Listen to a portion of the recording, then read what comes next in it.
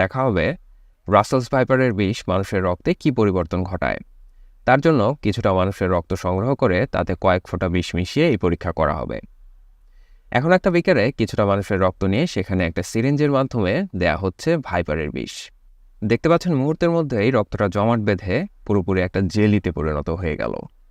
কিন্তু এখানে যতটুকু রক্তের ওপর এই সাপের বিষের পরীক্ষাটা করা হলো, মানুষের শরীরে তো আর শুধু এইটুকু রক্ত না, একজন মানুষের শরীরে প্রায় 5 লিটারের মতো রক্ত থাকে।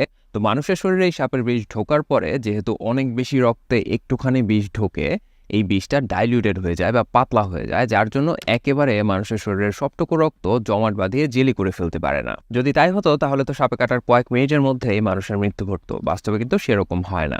চলেন দেখা যাক সাপে কাটার পরে আসলে মানুষের রক্তে কি ঘটে। রাসেলস ভাইপার মানুষকে দংশনের 5 সেকেন্ডের মধ্যেই এর বিষ মানুষের রক্তে পুরোপুরি মিশে যায়।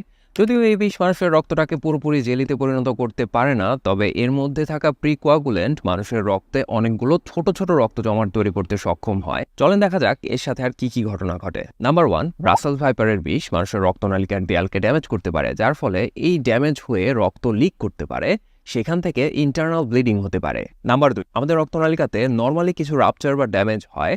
এই ড্যামেজগুলো নর্মালি হয় এবং শরীর নিজে নিজে এগুলোকে ফিক্স করে ফেলে। কিভাবে করে? আমাদের রক্তের মধ্যে কিছু সাহায্যকারী প্রোটিন থাকে, ওরা গিয়ে এই ড্যামেজের জায়গাগুলোকে ভরে ফেলে বা ঠিক করে ফেলে, যার জন্য এইখান দিয়ে আর রক্ত লিকেজ হয় না, যার ফলে ইন্টারনাল ব্লিডিং হয় না। রাসেলস ভাইপারের বিষ যখন মানুষের রক্তে প্রবেশ করে তখন এরা যে অনেকগুলো ছোট ছোট রক্ত জমাট তৈরি করলো, এই কাজে ওই যে সাহায্যকারী প্রোটিন যারা আমাদের নর্মাল ড্যামেজটাকে ঠিক করতো রক্তনালিকার, ওদেরকে ব্যবহার করে ফেলে। যার ফলে কি হয়, আমাদের রক্তনালিকার নর্মাল যে রাপচার বা ড্যামেজ হয় সেইগুলো ঠিক করার মতো আর অ্যাভেলেবল লোক সেখানে থাকে না, কারণ সাহায্যকারী প্রোটিনগুলো তো রাসেলস ভাইপারের বিষ ব্যবহার করে ফেলেছে। যার জন্য কি হয়, আমাদের এই নর্মাল ড্যামেজ বা রাপচার থেকেও লিকেজ হতে পারে এবং ইন্টারনাল ব্লিডিং হতে পারে। নাম্বার 3, এই যে ছোট ছোট রক্ত জমাটগুলো সারা শরীরের রক্তে প্রবাহিত হচ্ছে, এই রক্ত যখন আবার বিভিন্ন অর্গান যেরকম কিডনি, লিভার, হার্ট, এই অর্গানগুলোতে যাচ্ছে, তখন যে সম্ভাবনা থাকে সেটা হচ্ছে এই রক্ত জমাটগুলো এই অর্গানের ভেতরে যে সমস্ত চিকন চিকন রক্তনালিকা থাকে সেইখান দিয়ে প্রবাহিত হওয়ার সময় সেই রক্তনালিকাগুলোকে আটকে দিতে পারে বা ব্লক করে দিতে পারে। চলেন দেখা যাক এই ঘটনা যদি কিডনিতে ঘটে তখন কি ঘটতে পারে। প্রথমত হচ্ছে কিডনির কাজ কি? কিডনির কাজ হচ্ছে মানুষের শরীরে যে সমস্ত বর্জ্য পদার্থ তৈরি হয় সেই বর্জ্য পদার্থগুলো রক্ত থেকে পরিষ্কার করে প্রস্রাবের সাথে বের করে দেয়া। এই কাজটা কিডনি কিভাবে করবে? কিডনির মধ্যে যে ফাংশনাল ইউনিট আছে যেটাকে নেফ্রন বলা হয়, এটাকে আপনারা ছাঁকনিও বলতে পারেন। তো এই ছাঁকনি পর্যন্ত রক্ত যদি পৌঁছায় তাহলে সেই রক্তটা ফিল্টার হবে বা ছেঁকে পরিষ্কার রক্ত আবার শরীরে ফেরত আসবে আর আবর্জনাটা প্রস্রাবের সাথে বের হয়ে যাবে।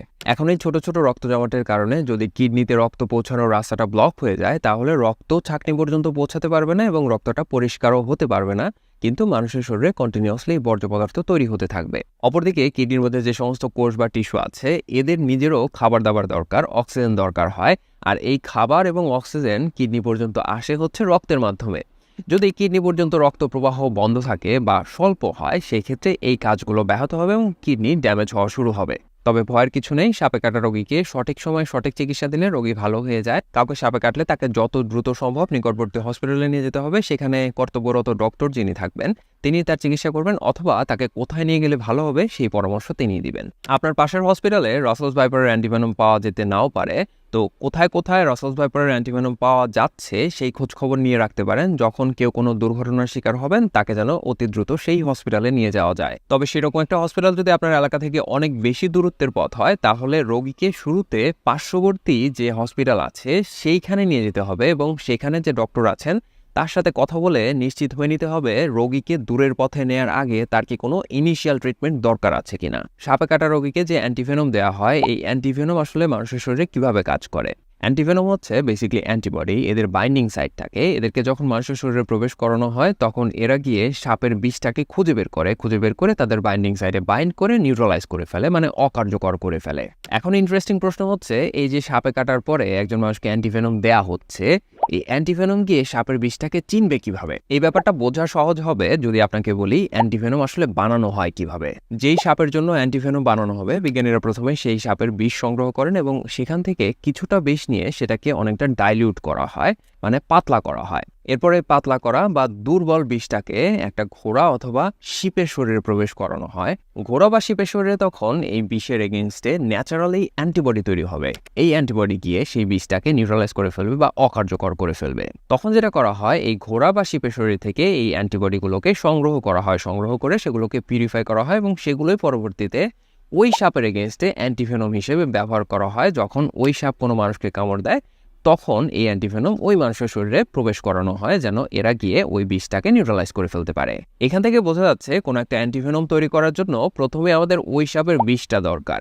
এখন দেখেন আমাদের দেশে যে সমস্ত অ্যান্টিভেনম পাওয়া যায় তার বেশিরভাগই হচ্ছে বাইরে থেকে আনা, বিশেষ করে ইন্ডিয়া থেকে আনা। এখন বাংলাদেশের রাসেলস ভাইপারের বিষ আর ইন্ডিয়ান রাসেলস ভাইপারের বিষ যদি একই রকম না হয়, তাহলে ইন্ডিয়া থেকে যে সমস্ত অ্যান্টিভেনম আসবে সেটা বাংলাদেশের মানুষের ক্ষেত্রে বা বাংলাদেশের রাসেলস ভাইপার কামড় দেওয়ার পরে খুব বেশি কার্যকর নাও হতে পারে, যদিও অনেক বেশি ক্ষেত্রেই হয়। তো বেস্ট অপশন হচ্ছে বাংলাদেশে যে সমস্ত অ্যান্টিভেনম ব্যবহার করা হবে সেটা যেন বাংলাদেশের সাপ থেকে সংগ্রহ করা বিষ থেকেই তৈরি করা হয়। সুতরাং আমাদের দেশে ব্যবহার করা অ্যান্টিভেনম যেন আমাদের দেশেই তৈরি হয় সেদিকে আমাদের বিশেষভাবে গুরুত্ব দিতে হবে।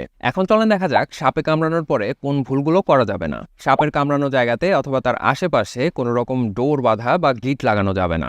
যেখানে কামড় দিয়েছে সেখানে কোনো রকম কাটাকাটি, সূচ ফোটানো অথবা কোনো প্রলেপ লাগানো যাবে না।